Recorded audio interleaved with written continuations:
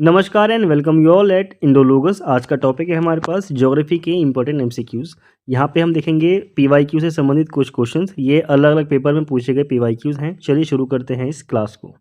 पहला क्वेश्चन है हमारे पास, which of the following rivers originates from trans Himalaya. तो ट्रांस हिमालय को हम लोग बोलते हैं, जनरली हम ट्रांस हिमालय ही बोलते हैं, जिसके अंदर आपको K2 यानी कि गॉडविन ऑस्टिन भी देखने के लिए मिल जाता है, जिसकी ऊंचाई की बात आप करोगे तो 8,611 मीटर की इसकी ऊंचाई है। काराकोरम श्रेणी के अंदर यह मिलता है, जो कि भारत की सबसे ऊंची चोटी भी है। और इसी हिमालय के अंदर यानी कि हिमालय के ट्रांस हिमालय क्षेत्र के अंदर ही आपको करेवा मिल जाएंगी। ठीक है, करेवा ये आपकी वहाँ पे इसकी खेती होती है, जाफरान की खेती होती है। यहाँ पे आपको जोजिला, बनिहाल और फोटूला जैसे जो और खारदुंगला जैसे यहाँ पे दर्रे देखने के लिए मिल जाते हैं। ठीक है, तो ये सारी चीज़ें थी, ध्यान रखिएगा। और यहाँ पे जो रिवर यहाँ से आपकी ओरिजिनेट हो रही है वो है आपकी सिंधु रिवर। ठीक है, तो ए आपका करेक्ट आंसर हो जाता है। इसके बारे में यहाँ पे देखिए, ये ट्रांस हिमालयन रिवर्स हैं यहाँ से जो निकलती हैं, और ये निकलती हैं आपकी ग्रेट हिमालय के उस तरफ से और भारत में एंट्री लेती हैं इस तरफ। आप समझ रहे हो ना, मतलब इस तरफ से उग रही हैं, यहाँ से निकल रही हैं और भारत में आती हैं, फिर भारत से उगर के कुछ पाकिस्तान की तरफ सारी निकल जाती हैं ऑलमोस्ट, और एक हमारे पास रह जाती है। और इंडस के बारे में देखोगे तो इंडस है, सतलज है, ब्रह्मपुत्र रिवर हैं, ये यहाँ से निकलती हैं और अलग अलग क्षेत्रों से भारत में एंट्री लेती हैं। ट्रांस हिमालयन इंडस रिवर जो है ये मानसरोवर लेक से निकलती है, जो कि तिब्बत प्लेट्यू के अंदर पड़ता है, और वहीं से आपकी इंडस रिवर की शुरुआत होती है। और भारत की बात करोगे तो भारत के अंदर लद्दाख का जो एरिया है यानी कि हिमालय का साउथ ईस्टर्न पार्ट, वहाँ से इंडस रिवर भारत के अंदर एंट्री करती है। ओके, नेक्स्ट क्वेश्चन हमारे पास है, golden quadrilateral project for the development of national highways was initiated by. तो इसकी शुरुआत की गई थी आपकी अटल बिहारी वाजपेयी जी के द्वारा। ये उस समय की काफ़ी बड़ी न्यूज़ थी। यहाँ पे देखिए, ये जो गोल्डन क्वाड्रिलेटरल प्रोजेक्ट था इसको लॉन्च किया गया था उस समय के हमारे तत्काल प्राइम मिनिस्टर अटल बिहारी वाजपेयी जी के द्वारा, यानी कि 2001 में।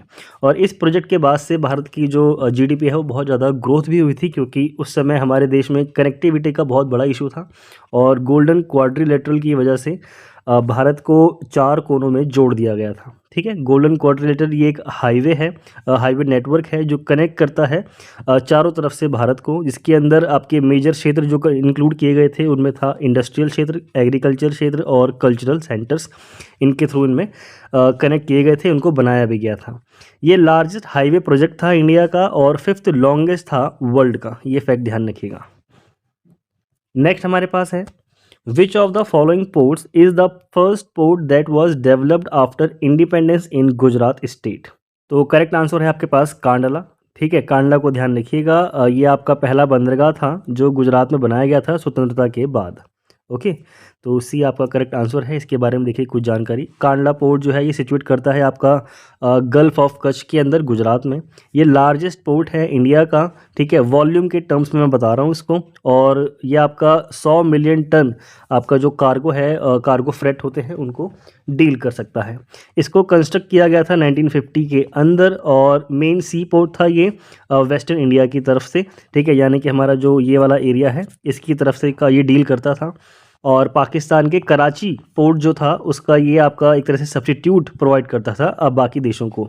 ठीक है, यूनियन मिनिस्टर जो हैं आपके शिपिंग के, उनके थ्रू पोर्ट्स एक्ट 1908 के तहत इस पोर्ट का नाम बदल दिया गया है। ये आपके लिए इंपॉर्टेंट है, और पोर्ट का नाम कर दिया गया है Deendayal port trust. Okay, next देखिए।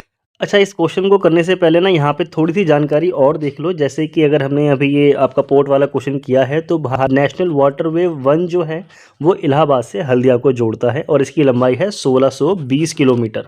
वहीं बात करोगे नेशनल वाटरवे 2 की, तो 2 जोड़ता है सादिया से धुबरी पट्टी को, और इसकी लंबाई है 891 किलोमीटर। ठीक है, ध्यान रखना, सादिया से धुबरी पट्टी को जोड़ता है। जो 3 है वो जोड़ता है आपका कोल्लम से कोट्टापुरम को, 205 किलोमीटर ये लंबा रूट है नेशनल वाटरवे का हमारा। और जो 4 है, अगेन 4 की बात करोगे तो ये काकीनाडा से मरकानम नाम है इसका, माफ़ करें, 1095 किलोमीटर ऑलमोस्ट। इसको मैं थोड़ा श्योर नहीं हूँ, एक 94 भी हो सकता है, पर आप लोग मुझे इसको क्रॉस चेक करके कमेंट में बताइएगा। मेरे ख्याल से 95 ही होना चाहिए। ठीक है, ये 4th था काकीनाडा से मरकानम तक का। तलचर से धमरा आपका 5वां है, और छठा है लखीपुर से भांगा। ठीक है, और ये प्रस्तावित है, मे भी अभी शुरुआत भी हो गई हो, मुझे पुराना डेटा याद है इसका, तो ध्यान रखना। और देश का सबसे सर्वश्रेष्ठ प्राकृतिक बंदरगाह भी ध्यान रखना विशाखापट्टनम है। नेक्स्ट क्वेश्चन हमारे पास क्या है, the hill station of Chail is located in, तो ये है आपका हिमाचल प्रदेश के अंतर्गत, और इस लोकेशन पे मैं गया हूँ। यहाँ पे आपको सनराइज़ ना बहुत अच्छा देखने के लिए मिलेगा, काफ़ी सुनसान सा खाली सा इलाका है। अर्ली मॉर्निंग कभी आपको मौका मिले तो यहाँ पे अर्ली मॉर्निंग ही जाइएगा। चैल ये हिमाचल प्रदेश में पड़ता है। यहाँ पे देखिए, ये आपको शिमला से 63 किलोमीटर की दूरी पे मिल जाएगा, वो इतना कुछ खास नहीं है। शिवालिक रीजन में पड़ता है, ये इंपॉर्टेंट है। चैल जो है ये स्प्रेड करता है अपने आप को राजगढ़, पंडेवा और साध टिबा, ये कुछ यहाँ के इलाके हैं, तो इतना कुछ खास नहीं है। हिमाचल प्रदेश में ध्यान रखना, यहीं से ऐसा कुछ बनेगा अगर बनेगा तो। और सतलज वैली के अंदर ये पड़ता है, इतना देख लोगे तो पड़ जाए, आपको ध्यान रहेगा। चैल कहाँ पे है, हिमाचल प्रदेश में है। लोकेशन के ऊपर ही सवाल बनेगा अगर बनेगा तो, शिमला से 63 किलोमीटर की दूरी पर। नेक्स्ट क्वेश्चन हमारे पास क्या है, the southern tip of India is, तो ये है आपकी B, Indira point in Nicobar island. इसके बारे में कुछ जानकारी देख लेते हैं जो है हमारे पास यहाँ पे, और यहाँ पे मेंशन है कि इंदिरा पॉइंट जो है ये सदर्न मोस्ट पॉइंट है निकोबार आइलैंड के अंतर्गत, और ये पड़ता है आपका ग्रेट निकोबार में, ये आपको ध्यान रखना है। इसके बारे में आप देखोगे तो पहले इसके नाम थे पिग्मेलियन पॉइंट, पार्सन्स पॉइंट, ऐसे भी नाम रखे गए हैं। The Indira point light house was establish in 1972, ये क्वेश्चन पूछा हुआ है। और तब से लेकर के अब तक मलक्का से आने वाले जो शिप होते हैं उनको लेकर के ना ये एक लैंडमार्क के रूप में कार्य करता है। हम बात कर रहे हैं हमारे दक्षिण पॉइंट की, और यानी कि बात चल रही है हमारा जो तटीय इलाका है वो, तो तटीय इलाकों को लेकर के और क्या फैक्ट आप याद रख सकते हो, तो यहाँ पे आप ये याद रख लो कि भारत के 9 राज्य ऐसे हैं जो तट रेखा से मिलते हैं। ये राज्य कौन कौन से हैं, मैं एक बार नाम प्रोनाउंसिएट कर रहा हूँ, आप इनको ध्यान से सुन लेना। सबसे पहले इधर से देखते हैं, तो इधर पड़ेगा आपका, यहाँ से देख लो, यहाँ से पड़ेगा सबसे पहले आपका गुजरात, महाराष्ट्र, गोवा, कर्नाटक, केरला, ठीक है, तमिलनाडु, आंध्र प्रदेश, उड़ीसा और पश्चिम बंगाल। इतनी चीज़ों को आप ध्यान रख सकते हो। और सबसे लंबी तट रेखा है आपकी गुजरात की, एंड देन आंध्र प्रदेश की, ठीक है। नेक्स्ट क्वेश्चन हमारे पास क्या है, यहाँ पे कुछ एक्सट्रीम पॉइंट्स हैं इंडिया के, क्या क्या दे रखे हैं, जैसे कि इंदिरा कॉल है, ये लद्दाख में पड़ता है, ठीक है। नॉर्दर्न मोस्ट पॉइंट है इंडिया का। किबुथु जो है ये अरुणाचल प्रदेश में है, ये आपका ईस्टर्न है, ठीक है। वेस्टर्न में आप देखोगे तो ये आपका गुजरात में पड़ेगा, ठीक है। गुहार मोती इसको बोलते हैं, और सदर्न वाला है आपका यहाँ पे, सारे हमने इसको देख लिए। ये सारी चीज़ें यहाँ पे मेंशन है, चारों पॉइंट, तो इनको आप यहाँ से खुद से भी देख सकते हैं। नेक्स्ट क्वेश्चन क्या है, which is the best planned city in India, तो ये है आपकी चंडीगढ़। इसको हम लोग जानते ही हैं, काफ़ी सुंदर सी सिटी है जो सिटी है चंडीगढ़। इसको सबसे पहले प्लान किया गया था इंडिया के अंतर्गत, पोस्ट इंडिपेंडेंस 1947 के अंतर्गत ही कर दिया गया था, और इंटरनेशनली इसको जाना जाता है आर्किटेक्चर और इसके अर्बन डिज़ाइन के लिए। और नेक्स्ट इसको थोड़ा क्लीन कर देते हैं। ये नीटली प्लान है, कुल मिलाकर के इसको बहुत सारे सेक्टर्स में डिवाइड किया गया है, एक दूसरे से कनेक्टेड हैं सारे। कुल मिलाकर के क्वेश्चन यही है, बेस्ट प्लान सिटी कौन सी है, चंडीगढ़ है आपकी। नेक्स्ट देखिए, विच of the following reverse does not form the delta, correct answer है आपके पास बी, नर्मदा रिवर जो है ये आपकी डेल्टा नहीं बनाती, और नर्मदा रिवर ये सबसे बड़ी रिवर भी आप इसको कह सकते हो, जो कि आपकी वेस्टर्न साइड को गिरती है, ओके। यहाँ पे देखिए, river Narmada does not form a delta. यहाँ पे कुछ एक्स्ट्रा फैक्ट हमारे को दिए गए हैं, जैसे इसको तो हमने देख ही लिया है ना, नर्मदा जो है ये वेस्ट साइड को जाती है, ये भी हमने देख लिया है। सोर्स का देखोगे तो ये आपका अमरकंटक प्लेट्यू जो है वहाँ से निकलती है, मध्य प्रदेश के अंतर्गत से, ठीक है, मध्य प्रदेश से ही निकलती है। और अमरकंटक भी आप याद रख सकते हो। इसके अलावा विंध्या और सतपुड़ा श्रेणी का मिला जुला एरिया है, वहाँ से आपकी नर्मदा जो है वो मेनली निकलती है, ओके। एंडिंग की बात करोगे तो खंबात की खाड़ी में गिर जाती है। 1312 किलोमीटर जो है इसकी लंबाई है, इतना इसको आप ध्यान रख सकते हो किलोमीटर में, ठीक है। कितनी लंबाई है, 1312, तो 13-12 किलोमीटर की लंबाई को आप याद रख सकते हो। इसी तरह से आपकी गंगा की बात करोगे तो वो 25-25 पड़ जाती है ना, तो सिंपल सी है, 13-12 इसकी लंबाई है। और जबलपुर से आप देखोगे तो भेड़ाघाट के समीप का इलाका जो है वो यहाँ पे आपका कपिल धारा, इसको हम धुआंधार जलप्रपात बोलते हैं, वो भी इसके ऊपर बना हुआ है। और डेल्टा की बात करोगे तो ये डेल्टा नहीं बनाती है, ये एस्चुरी बनाती है, ये चीज़ें यहाँ पे नीचे मेंशन है, ओके। ये एस्चुरी बनाती है, इसका भी ध्यान रखना। और विभ्रंश घाटी यानी कि आपकी रिफ्ट वैली जो होती है ना, वहाँ से होकर के बहती है। रिफ्ट वैली क्या होती है, आपका इधर भी पहाड़ पड़ता है, बीच में पड़ता है, और बीच में ये नदी आपकी निकलती है। ग्रेट। नेक्स्ट क्वेश्चन क्या है हमारे पास, which river serves the largest cultivable area, तो करेक्ट आंसर है आपका गंगा। तो गंगा के बारे में हम सब लोग जानते ही हैं, 2525 इसकी लंबाई है, गौमुख से निकलती है। ठीक है। और जो गोमुख है ये कहाँ है आपका, ये गोमुख हिमानी है, वहाँ से निकलता है। समुद्र तल से इसकी ऊंचाई की बात करोगे तो वो है 3900 मीटर। एंड देन अगर आप इसके मुहाने की बात करोगे यानी कि इसका संगम क्या है, तो बंगाल की खाड़ी में गिरती है 2525। सिर्फ भारत के अंदर इसकी लंबाई है 2525, आगे तो इसकी और ज़्यादा बढ़ जाती है। और मेनली गंगा, भागीरथी, अलकनंदा नदियों का जो अलग अलग नाम है ना, वो इसको मिला करके नाम दे दिए गए हैं, तो सम्मिलित नाम इसका गंगा पड़ जाता है। बेसिक से सारी नॉलेज से इसमें यहाँ पे मैंने मेंशन कर दिया है। ठीक, जो मैंने बोला वो ज़्यादा इंपॉर्टेंट है रादर देन जो यहाँ पे आपका मेंशन है, ये आपका थोड़ा सा ना मेंस वाला पोर्शन पड़ गया, तो फिर भी सारे डेटा इंपॉर्टेंट है, आप ध्यान रखिएगा। ठीक है। अच्छा ये बताइए, गंगा जो है जब वो बांग्लादेश में जाती है तब उसका नाम क्या हो जाता है, और कौन सी नदी में जाकर के वो मिलती है। नेक्स्ट देखिए क्या है, विच of the following is not a tributary of the Indus river. तो ऑप्शन देख करके आपको समझ में आ गया होगा, नर्मदा जो है वो इनकी सहायक नदी नहीं है। यहाँ पे आपकी रावी मिलेगी, चेनाब मिलेगी, झेलम मिलेगी। तीनों चारों के बारे में अभी आपको मैं बताता हूँ। नर्मदा के बारे में हम बात कर चुके हैं, तो we will not waste our time on that, हम बाकी देख लेंगे। करेक्ट आंसर क्या है आपका, सी नर्मदा। और इसके बारे में थोड़ा सा देखिए, नर्मदा जो है इसकी ट्रिब्यूटरी नहीं है सिंधु की, हम देख चुके हैं। और अब बात करते हैं सिंधु रिवर की। सिंधु रिवर के बारे में आप सुन लो क्या क्या है। ये तिब्बत से निकलती है, मानसरोवर झील के पास का इलाका है आपका। सानो ख्याबोब करके इसका कुछ नाम है। ठीक है, ग्लेशियर वहाँ से निकलती है मानसरोवर झील से। गिरने का इलाका देखोगे तो अरब सागर में गिर जाती है। 2880 किलोमीटर इसकी लंबाई है। इसकी सहायक नदियों की बात करोगे तो इसमें है आपकी सतलज है, आपकी चेनाब है, रावी है, व्यास है और झेलम है। ग्रेट। नेक्स्ट यहाँ पे आपका नाम मेंशन है झेलम का। ठीक है, माफ़ करें, चेनाब का आपका नाम मेंशन है। तो चेनाब देखोगे तो ये आपकी चंद्र और भागा जो ये आपके इसके उद्गम स्थान हैं। ठीक है, दो इलाके हैं। लाहौल स्पीति के बाड़ा लाचा जो वहाँ पे दर्रा है, ठीक है, वहाँ से निकलती है। ठीक है, तो इतना आपको ये पॉइंट ध्यान हो गया होगा। ज़्यादा डेटा नहीं बताऊंगा, मौखिक रूप से बोल रहा हूँ तो हो सकता है आपको डेटा मिस हो जाए।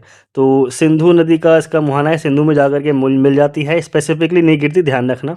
1180 किलोमीटर इसकी लंबाई है भारत के अंतर्गत, और ये सिंधु की सबसे बड़ी सहायक नदी है। ये कुछ फैक्ट है, ध्यान रखना। बस इतना ही बता रहा हूँ, इसमें और कुछ नहीं बता रहा। और फिर भी अगर मिस हो रहा था उसके लिए माफ़ी, मैं कोशिश करूँगा अगली बार डेटा अच्छे से देने की कोशिश करूँ। और झेलम के बारे में देख लो। झेलम ये आपकी बेरीनाग कश्मीर के अंतर्गत एक शेषनाग झील है, वहाँ से निकलती है और चेनाब नदी में ही मिलती है ये। ठीक है, तो झेलम जो है चेनाब में मिल जाती है, ध्यान रखना। चेनाब जो है वो सिंधु में मिल जाती है, जो मैंने बताया था।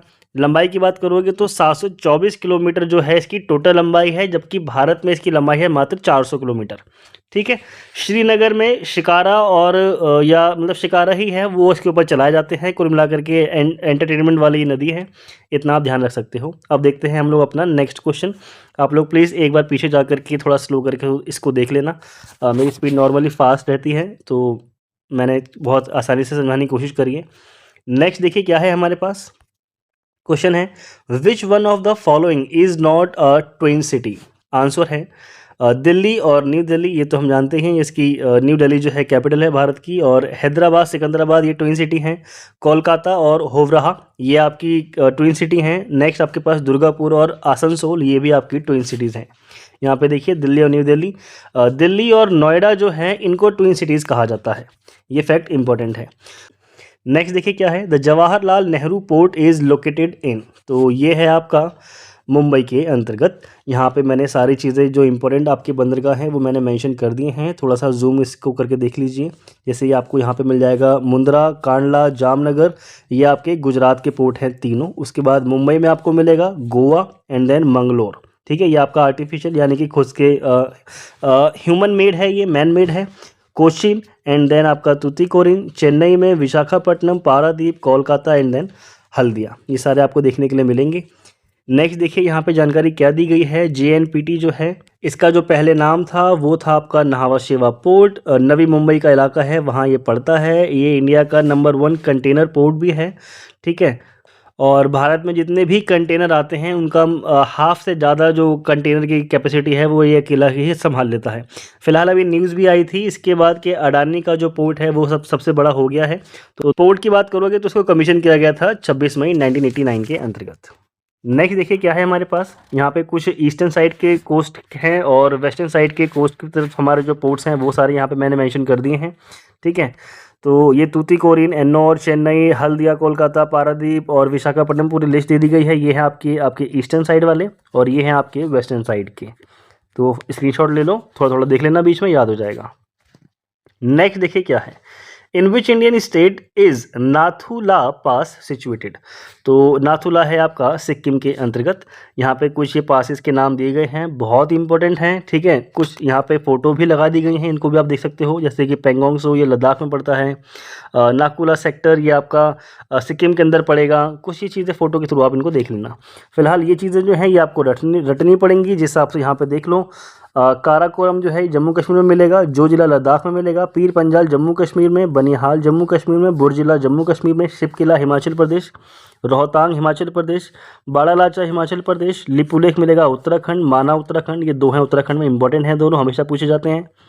नाथुला पास सिक्किम में, नाथुला जिलेपला दोनों सिक्किम के अंदर आते हैं। बोमडिला जो है ये अरुणाचल प्रदेश में मिलता है और यांगयाप जो है ये भी आपका अरुणाचल प्रदेश में देखने को मिल जाता है। ये क्लियर कर दिया, स्क्रीनशॉट लेके आप इसको देख सकते हो। नेक्स्ट क्वेश्चन देखिए क्या है हमारे पास, India's first passenger train from Boribunder Mumbai to Thane was run on which gauge. तो यहाँ पे कुछ ऑप्शन दिए गए हैं, जैसे कि standard gauge, broad gauge, narrow gauge और मीटर गेज। देखिए मीटर गेज जैसा तो कुछ नहीं होता, बाकी हमारे पास ये तीनों अवेलेबल हैं। इसके बारे में मैं आपको बताता हूँ। करेक्ट आंसर है आपका ब्रॉड गेज, जो पटरी थी उसके ऊपर इसको चलाया गया था, ठीक है। स्टैंडर्ड गेज इसको बोलते हैं हम लोग, बड़ी लाइन भी बोल दीजिए। ब्रॉड गेज होता है आपका मीटर गेज और नैरो गेज तो आपका नैरो गेज है ही। यहाँ पे देखिए इसके बारे में जानकारी दी गई है। 16 अप्रैल 1853 की बात है जब इंडिया के अंतर्गत पहली पैसेंजर ट्रेन चली थी, बोरीबुदूर से लेकर के थाने तक, ब्रॉड गेज के अंदर चली थी। इसके अंदर 400 पैसेंजर थे और इसने कवर किया था 34 किलोमीटर का एरिया। कंसिस्टेड देखोगे तो इसमें आपके 14 डब्बे थे और इसमें 3 स्टीम लोकोमोटिव इंजन लगाए गए थे। स्टैंडर्ड गेज की बात करोगे तो इसमें 1.676 मीटर की जो चौड़ाई है वो होती है पटरियों के बीच में। नेक्स्ट आपके पास है ब्रॉड गेज। ब्रॉड गेज में आपकी 1 मीटर की जो है वो चौड़ाई होती है। एंड देन आपके पास है नैरो गेज। नैरो गेज में पड़ता है आपका 0.610, ये मीटर के अंतर्गत आपको पड़ेगा। इतने मीटर की जो चौड़ाई होती है वो पटरियों के बीच में देखने को मिलती है, ठीक है। दोबारा बता रहा हूँ, 1.676। स्टैंडर्ड में ब्रॉड गेज की बात करोगे तो 1 मीटर और नैरो गेज की बात करोगे तो 0.610 मीटर। क्लियर। नेक्स्ट क्वेश्चन देखिए क्या है, which is the highest mountain peak in the world. तो आंसर है आपका माउंट एवरेस्ट है, इसको हम सब जानते ही हैं। यहाँ पे देखिए माउंट एवरेस्ट ये कोमुलोंगमा के नाम से जाना जाता है। चाइनीज़ के अंतर्गत ये हाईएस्ट माउंटेन पीक है, 8,848.86 मीटर इसकी जो है ऊंचाई है।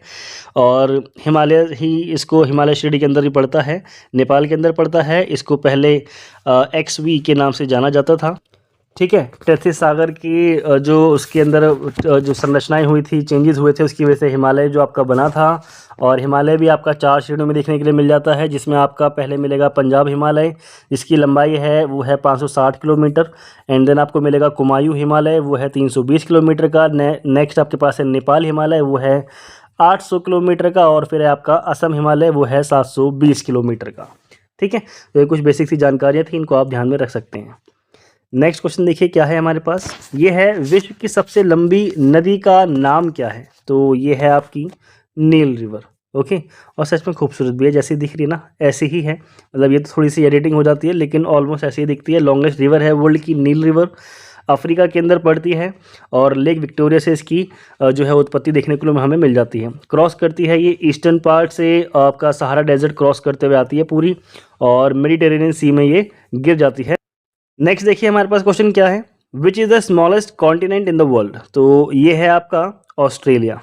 इसके बारे में जानकारी यहाँ पे दी गई है। हमारे पास 7 कॉन्टिनेंट हैं, जिसमें आपका नॉर्थ अमेरिका जो है वो 3rd लार्जेस्ट कॉन्टिनेंट है। इसके बाद साउथ अमेरिका आता है और 4th लार्जेस्ट कॉन्टिनेंट भी है। छठे नंबर को देखोगे तो वो है आपका यूरोप, और ऑस्ट्रेलिया सबसे छोटा कॉन्टिनेंट देखने के लिए हमें मिलता है। क्वेश्चन नेक्स्ट देखिए क्या है, which is the highest waterfall in the world. तो ये है आपका एंजल फॉल, वेनेजुएला के अंदर पड़ता है, साउथ अमेरिका में। वेनेजुएला के पास ही सबसे बड़े तेल के भंडार भी हैं। ऑलमोस्ट 45 to 50% के बीच का जो परसेंटेज है वो इसके पास है, लेकिन प्रोडक्शन इसके पास नहीं है, इसलिए इसको ज़्यादा गिना नहीं जाता, सेफ रखा हुआ है वो। यहाँ पे देखिए एंजल फॉल, इसको साल्टो एंजल भी बोला जाता है, वेनेजुएला के अंदर, और इसकी हाइट है 979 मीटर्स। ठीक है, फीट में देखोगे तो 3212 फीट पड़ता है, हाईएस्ट वाटरफॉल है वर्ल्ड के अंदर। नेक्स्ट क्वेश्चन हमारे पास क्या है, रबी क्रॉप्स आर सोन फ्रॉम। तो रबी क्रॉप जो हैं ये आपकी अक्टूबर से दिसंबर के बीच में बोई जाती हैं। रबी क्रॉप को देखोगे आप तो इनको विंटर के मंथ में बोया जाता है, अक्टूबर से लेकर के नवंबर तक के बीच में। ओके, और ये आपकी अप्रैल से लेकर के जून के बीच में इनको हार्वेस्ट कर लिया जाता है। इसके अंदर आपको देखने के लिए मिल जाएगा वीट, बार्ले, पीस, ग्राम, मस्टर्ड। ठीक है, ऑल रबी क्रॉप इसके अंदर आती हैं, यानी कि इस टाइम ड्यूरेशन के अंदर आ जाती हैं। इनके जो अगर मेन एरिया की बात करोगे तो मेन क्षेत्रों में पड़ जाते हैं इनके पंजाब, हरियाणा, हिमाचल प्रदेश, जम्मू और कश्मीर, उत्तराखंड, उत्तर प्रदेश। ठीक है, ये सारे क्रूशियल एरिया हैं। यहाँ पे आपका वीट का उत्पादन मेनली आपको देखने के लिए मिल जाएगा, काफ़ी बड़े पैमाने पर होता है। नेक्स्ट क्वेश्चन हमारे पास क्या है, with which of the following countries India has no boundaries. तो करेक्ट आंसर है आपके पास मंगोलिया। मंगोलिया के साथ हमारी कोई बाउंड्री नहीं लगती है। ठीक है, यहाँ पे देखिए अफगानिस्तान, काबुल जो है वो इसकी कैपिटल है, भूटान की थिम्फू, बांग्लादेश ढाका, ये सारी आपको पता ही होंगी, नेपाल की काठमांडू है, पाकिस्तान और श्री जयवर्धने यहाँ पे देखने के लिए मिल जाती है। बॉर्डर जो शेयर करता है भारत, ये इंपॉर्टेंट है, अफगानिस्तान के साथ 106 किलोमीटर। फिलहाल वो एरिया जो है वो पाक ऑक्यूपाइड है। भूटान के साथ हमारा 699 किलोमीटर का एरिया, बांग्लादेश के साथ सबसे लंबी सीमा मनाते हैं हम लोग। ठीक है, साझा करते हैं 4156 किलोमीटर। ये आपको ऐसे ही कंठस्थ होनी चाहिए अगर आप यूपीपीसीएस या फिर यूकेपीएससी देने के लिए जा रहे हैं। इवन आरओ एआरओ भी देने जा रहे हो तब भी याद रखना। चाइना के साथ सेकेंड लॉन्गेस्ट है 3488 किलोमीटर। म्यांमार के साथ देखोगे तो 1643। देन नेपाल है आपका, और फिर आपका पाकिस्तान भी देखने को मिल जाएगा। मैंने कोई सीरीज़ के हिसाब से नहीं बताया है, बस मैंने प्रोनाउंशिएट किया है, इनको आप देख सकते हो। श्रीलंका के साथ हम लोग सेपरेट करते हैं गल्फ ऑफ मन्नार के थ्रू। नेक्स्ट क्वेश्चन है, the name of the coast of Tamil Nadu and Andhra Pradesh is. तो ये है आपका कोरोमंडल तट, उसको बोला जाता है मिला करके। यहाँ पे देखिए गुजरात से लेके गोवा तक का जो तट है उसको बोलते हैं कोंकण तट। गोवा से लेके कर्नाटक का तट जो तट है उसको बोलते हैं केनरा तट। कर्नाटक से लेके केरला तक है हमारे पास मालाबार तट। ठीक है, और ईस्टर्न कोस्टल प्लेन ही है ये इंडिया का। नेक्स्ट आप देखोगे कन्याकुमारी से कृष्णा डेल्टा, तो ये है कोरोमंडल तट। कृष्णा डेल्टा से गोदावरी तक का जो एरिया है उसको बोलते हैं गोलकुंडा। नॉर्थ कोस्ट पार्ट आपका गोदावरी का है डेल्टा, इसको आप हम लोग बोलते हैं नॉर्थ सरकार। मेनली आप आंध्र प्रदेश के साइड का जो एरिया है उसको यहाँ पे कंसिडर कर सकते हो। यहाँ पे इसकी फ़ोटो लगा दी गई है। ठीक है, नेक्स्ट देखिए क्या है, विच of the following is found in highest quantity in Digboi mines. तो ये मिलता है आपको पेट्रोलियम। ठीक है, असम के अंदर है, और इसके अंदर हाल ही में एक ब्लास्ट भी हुआ था, तो वो इसके थ्रू आप इसको ध्यान रख सकते हो। 19वीं शताब्दी के अंतर्गत यहाँ पे आपको पहली बार ऑयल जो है वो एक कुएं के अंदर मिला था। 1966 की ये बात है। डिगबोई जो है इसको ऑयल सिटी के नाम से भी हम जानते हैं, असम के अंतर्गत। ठीक है, फर्स्ट रिफाइनरी थी ये जो इसकी शुरुआत हुई थी हमारी, वो है 1901 के अंतर्गत। सिचुएट करती है 510 किलोमीटर गुवाहाटी से नॉर्थ ईस्ट की तरफ। ठीक है, नॉर्थ ईस्ट की तरफ पड़ जाएगा आपका, यानी कि गुवाहाटी इधर है, तो इस एरिया में आपको देखने के लिए मिलेगी। माजुली जो है वो लार्जेस्ट रिवर आइलैंड है वर्ल्ड का, और ये आपका असम के अंदर ही पड़ता है।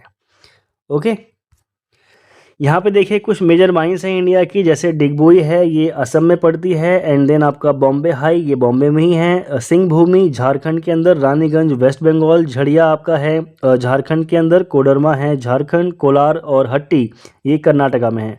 पन्ना आपका एकमात्र एरिया है जहाँ पे आपको हीरे देखने के लिए मिल जाएंगे, ये है मध्य प्रदेश में। जावर खाने आपकी जिंक के लिए फेमस हैं राजस्थान के अंदर। ओके, नेक्स्ट देखिए क्या है हमारे पास, कर्णप्रयाग किसका संगम है। तो कर्णप्रयाग पे मिलती हैं आपकी अलकनंदा और पिंडर नदियाँ। इसी मोमेंट पे ये भी देख लो, आपकी अलकनंदा और पिंडर जो है ये तो कर्णप्रयाग पे मिल गई। भागीरथी और अलकनंदा की अगर आप बात करोगे तो ये मिलती हैं आपकी देवप्रयाग पे। ठीक है, अलकनंदा और मंदाकिनी जहाँ पे आपकी मिलती हैं ना, अलकनंदा और मंदाकिनी जहाँ आपको मिलती हैं वो है आपका रुद्रप्रयाग। ये दो हो गए आपके, कर्णप्रयाग हमने देख लिया, देवप्रयाग हमने देख लिया, और एक आपका विष्णुप्रयाग बसता है, वहाँ पे आपकी धौली गंगा और विष्णु गंगा ये मिलती हैं नदियाँ, और उसी एरिया को बोलते हैं हम लोग विष्णुप्रयाग। वेल यहाँ पे इसका करेक्ट आंसर हमारे पास है डी। ठीक है, इसके बारे में कुछ देखिए एक्स्ट्रा फैक्ट क्या है हमारे पास। अलकनंदा और पिंडर ये रिवर हैं, मीट करती हैं चमोली उत्तराखंड के अंतर्गत, और इसी एरिया को बोलते हैं हम लोग कर्णप्रयाग। बाकी वही चारों जो मैंने आपको बताए थे वो यहाँ पे मेंशन कर दिए गए हैं, इनको आप अपनी तरफ से भी देख सकते हैं।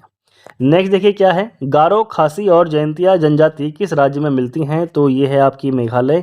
बेसिक से सारे क्वेश्चन हैं, ध्यान से देखते हुए चलिए, बस रिवीजन हो जाएगा आपका। द स्टेट ऑफ मेघालय, ये खासी, गारो और जयंतिया हिल्स में पड़ती हैं। ये शेड्यूल्ड ट्राइब पॉपुलेशन है, ठीक है, खासी, जयंतिया, गारो ट्राइब्स की, और 85 यानी कि 86 ही मान लो, 86% पॉपुलेशन इनकी देखने के लिए मिल जाती है इस एरिया में। नेक्स्ट क्वेश्चन देखिए क्या है, which state divides India and Sri Lanka? तो इसको हमने देखा था, ये है आपका पाक स्ट्रेट। इसके बारे में सारी जानकारी हम देख चुके हैं, बहुत पहले से हम लोग सब देखते हुए आ रहे हैं। मिनिमम डेप्थ की बात करोगे तो 9.1 मीटर इसकी डेप्थ है, ठीक है। स्ट्रेट जो है 64 से 137 किलोमीटर वाइड है और 136 किलोमीटर लंबी है। Okay, which is the longest national waterway in India? तो मैंने सारे आपको 6 तक के रिवाइज करवाए हैं पीछे। सबसे लंबा अगर हम बात करेंगे तो नेशनल वाटरवे 1 है। यहाँ पे देखिए 1620 किलोमीटर इसकी लंबाई है। ओके, और 4 स्टेट जो है वहाँ से क्रॉस करता है। इसमें पड़ेगा आपका उत्तर प्रदेश, बिहार, झारखंड और वेस्ट बंगाल। और हल्दिया से इलाहाबाद तक हम जाता है, ये हमने पीछे देखा था।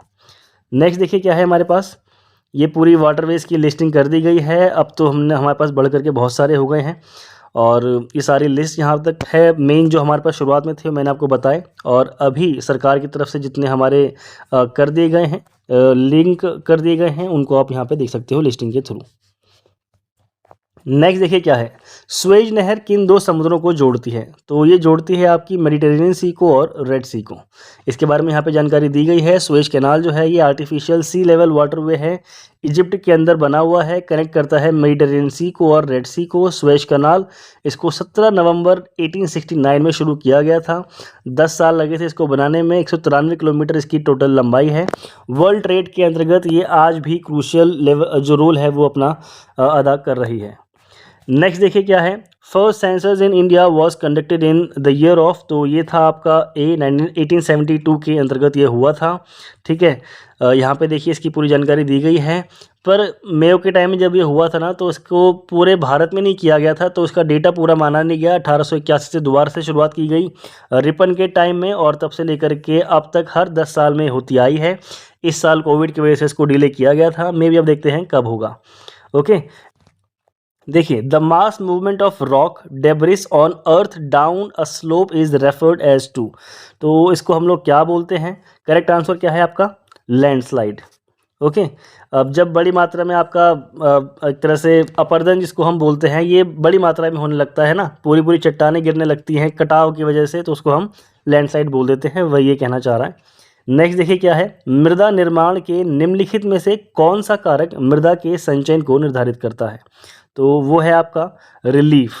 यहाँ पे देखिए, यहाँ पे बताया गया है जो मृदा है उसके निर्माण में 5 फैक्टर जो हैं वो कार्य करते हैं। सबसे पहले आता है टाइम, क्योंकि मृदा को बनने में टाइम चाहिए। फिर क्लाइमेट होता है, एंड देन उसका पेरेंट मटेरियल क्या है वो भी डिपेंड करता है। उसी के थ्रू आपकी वो लाल मिट्टी होगी, काली मिट्टी होगी, जलोढ़ होगी, क्या होगी वो मैटर करेगा। टोपोग्राफी क्या है, रिलीफ क्या है, ठीक है, और फिर उसके ऑर्गेनिज्म उसके अंदर क्या क्या पड़े हुए हैं। तो वही बेसिक सी नॉलेज है, इसको आप देख सकते हो। रिलीफ का मतलब यहाँ पे मेंशन कर दिया गया है, सॉइल के अंदर क्या क्या एक्यूमुलेट है उसके बारे में बताता है रिलीफ। यानी कि आपका जो एक तरह से मलबा है पूरा, वो क्या क्या मिल रहा है। सॉइल कितने प्रकार की होती है वो सारी यहाँ पे मेंशन है। कौन सी सॉइल कहाँ मिल रही है वो भी हम इस मैप के थ्रू देख सकते हैं। ये एनसीईआरटी का मैप है, इसको आप यहाँ से पढ़ लीजिए। नेक्स्ट क्या है हमारे पास, गोल्डन फाइबर रेफर्स टू? तो गोल्डन फाइबर का संबंध है आपका जूट से, ठीक है। यहाँ पे देखिए, jute is a natural fibre. इसको एक तरह से हम प्लांट से बनाते हैं गोल्डन फाइबर को। ये शाइनी गोल्डन कलर का होता है। जूट ये लॉन्गेस्ट होता है, ठीक है, और नेचुरल फाइबर होता है जिसका इस्तेमाल हम कपड़े बनाने के अंतर्गत कर लेते हैं। नेक्स्ट क्या है, the act of movement of a person to a country from another country is called? तो इसको हम लोग क्या बोलते हैं? ये है आपका इमिग्रेशन। एक व्यक्ति जब एक देश से दूसरे देश में जाता है, वहाँ रहने की प्रक्रिया को अपनाता है, वहाँ रहने लगता है, तो उसको इमिग्रेशन बोल देते हैं, ठीक है। और जब कोई व्यक्ति वहाँ से यहाँ पे आएगा तो उसको माइग्रेशन बोलेंगे। Which mountain range separates Asia from Europe? ये क्वेश्चन पूछा गया था। ये है आपका यूराल पर्वत, ठीक है। यूराल पर्वत को देखोगे तो ये बाउंड्री बनाता है यूरोप और एशिया के बीच में। एशिया जो है लार्जेस्ट कॉन्टिनेंट है, इसको आप जानते हो, और ये 1/3 एरिया जो है वो टोटल लैंड जो है वो कवर करता है अर्थ का। पृथ्वी का जो ईस्टर्न हेमिस्फेयर है उस पे लाई करता है। ट्रॉपिक ऑफ कैंसर जो है वो इसके थ्रू पास होती है। कर्क रेखा जो है आपकी ट्रॉपिक ऑफ कैंसर ये भारत के 8 राज्यों से होकर के गुजरती है। ये सारी यहाँ पे चीज़ें मेंशन कर दी गई हैं। यूराल पर्वत जो है वो अलग कर देता है एशिया को यूरोप। यहाँ होता है इस वीडियो का एंड। जल्दी मिलेंगे हम लोग नेक्स्ट वीडियो में। होप सो आप लोगों को समझ में आया होगा। जल्दी मिलते हैं नेक्स्ट वीडियो में।